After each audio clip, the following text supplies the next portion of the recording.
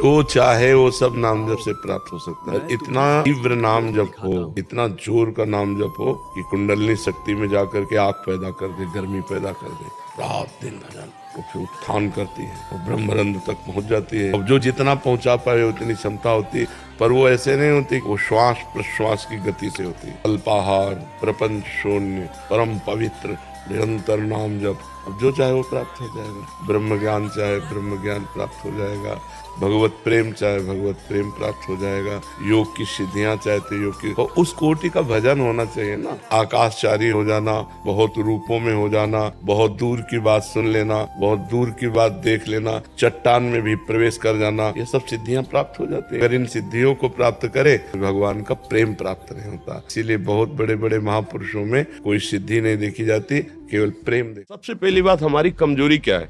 हम परेशान हो जाते हैं। संसार में देखो तो परेशान, परमार्थ की तरफ देखो तो हम परेशान हो, ये हमारा आदत स्वभाव बन गया परेशान होना। थोड़ा सा धैर्यवान बनो, गंभीर बनो। कोई भारी से भारी विपत्ति में परेशानी स्वीकार करके विपत्ति से थोड़ी निकला जाता। सुलझो, ठीक है, ये विपत्ति आई, समस्या आई, इसका समाधान होगा, ऐसा थोड़ी कि हमें नष्ट कर देगी। अगर अभी हमारी बड़ी हानि हो जाती है, हम कल इससे बड़ा लाभ प्राप्त कर सकते हैं। हमको एकदम बिल्कुल गंभीर रहना है, इतने कमजोर नहीं बन जाना। अब वो गए तो क्या होगा, अब वो वस्तु गई तो क्या, पद गया तो क्या होगा। प्रयास किया था, ये पद मिला था, इससे बड़ा पद प्राप्त करूंगा, मैं इससे बड़ा महान बनूंगा। ठीक है, एक बार गिर गया, गलती हो गई, दंड भोगूंगा, फिर इससे ज्यादा संयम में रहूंगा। बिल्कुल मतलब एकदम फ्रेश दिमाग रखना चाहिए। और अपने लोग क्या है, जरा सी बात में एकदम पछड़ा कर लेते हैं, एकदम कमजोर हो जाते हैं। ये बिल्कुल ठीक नहीं है। हम जीवन भर की यात्रा की बात कह रहे हैं, भारी से भारी कष्ट में भी मुस्कुराना, तो हमें बल मिला है, हमें भगवान की कृपा का दर्शन हुआ है, हमें उनका दुलार दिखाई दिया है।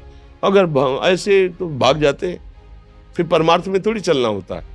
आज जो आप सुन करके लाभ लेने की चेष्टा कर रहे हो ना, ये केवल प्रवचन नहीं है, ये जीवन है।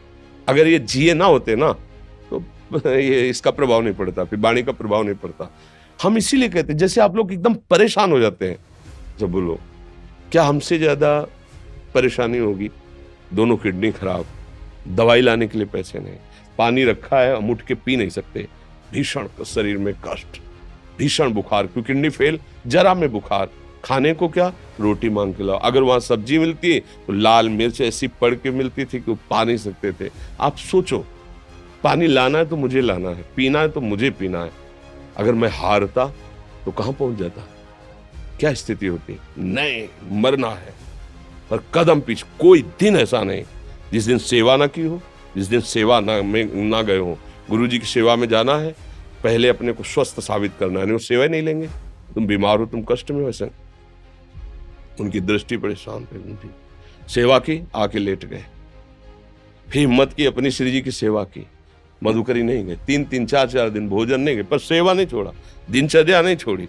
और उसका प्रधान कारण संयम, ब्रह्मचर्य, भगवत आश्रय, नाम जप, कभी हारने नहीं दिया। अभी भी थोड़ी देर बाद डायलिसिस शुरू हुआ, हारने, आपको हारे हुए नजर आ रहे हैं। शरीर में पीड़ा है, किडनी फेल है, ऐसा थोड़ा हम स्वस्थ बैठे हैं, पीड़ा है, बार बार प्यास लगती है, थोड़ा थोड़ा पानी मिलता है, हर, लेकिन हम आनंदित हैं, हम प्रसन्न हैं। हम लड़ाई में हारे नहीं हैं, ना हारेंगे, हम जीत चुके हैं।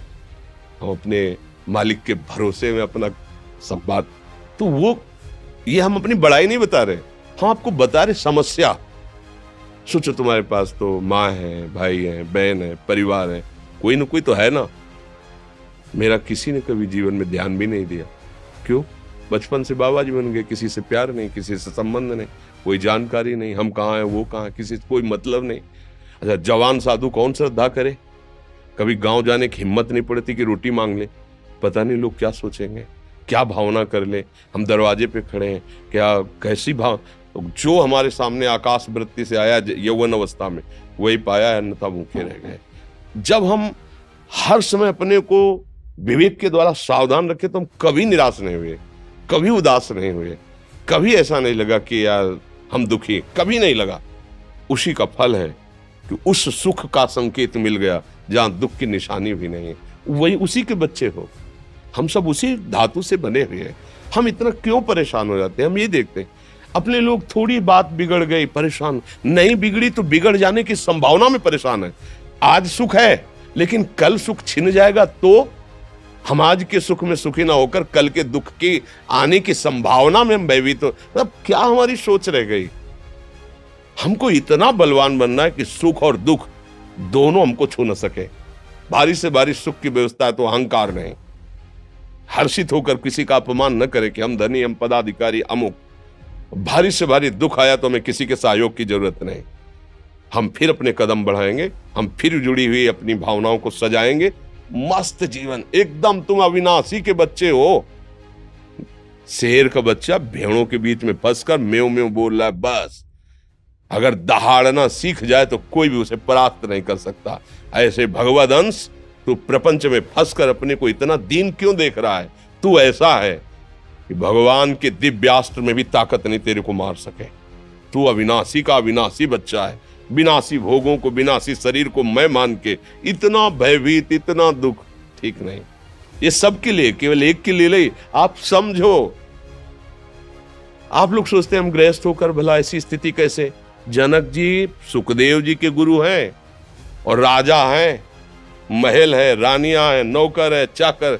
क्या सुखदेव जी जिनके शरीर में लंगोटी भी नहीं है, दिगंबर, परमहंस, परमहंस के गुरु हैं जनक जी जो राजा हैं। समझो आप ऐसा ना सोचे कि हम नौकरी कर रहे हैं, हम संसार में, हम गृहस्थ हैं, हम आध्यात्मिक की ऊंचाई पर नहीं चढ़ सकते। नहीं, आप एक सरकारी नौकरी या आप किसानी या व्यापार करते हुए आप एक अध्यात्म की ऊंचाई में चढ़ सकते हैं। और अध्यात्म ही है जो तुम्हें इस माया के दुख सुख से ऊपर उठा सकता है। दूसरा, चाहे जितनी संपत्ति आ जाए आप सुखी नहीं हो सकते। सब देख लो, आंख खोल के देख लो। अध्यात्म ही है जो तुम्हें हर कष्ट सहकर मुस्कुराकर जीने का रास्ता बता देगा कि आप आनंदित हो जाओगे। कुछ नहीं बिगड़ा। अध्यात्म है तो कुछ नहीं बिगड़ा, अध्यात्म नहीं है तो कुछ नहीं बना, कुछ हाथ नहीं लगने वाला।